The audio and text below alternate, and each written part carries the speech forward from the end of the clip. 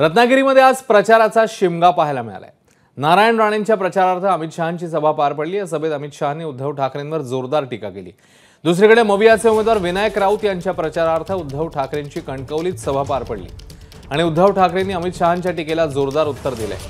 काँग्रेसचा जाहीरनामा उद्धव ठाकरेंना मान्य आहे का असा सवाल करत अमित शहांनी ठाकरेंना लक्ष्य केलं, तर सावरकर आणि राम मंदिरावरूनही अमित शहांनी ठाकरेंवर जोरदार टीका केली।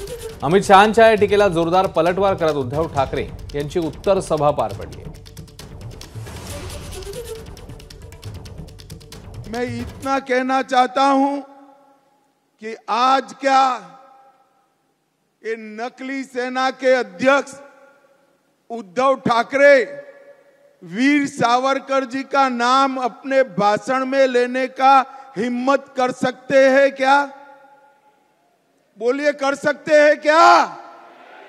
अगर सावरकर का नाम लेने से शर्म आती है तो काय की शिवसेना के अध्यक्ष उद्धव जी आप नकली शिवसेना चला रहे हो।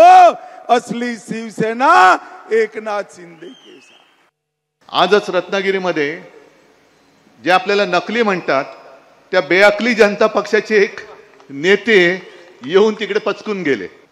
अहो अमित शहाजी, तुमच्यात जर का हिम्मत असेल तर जनतेच्या प्रश्नावरती बोला।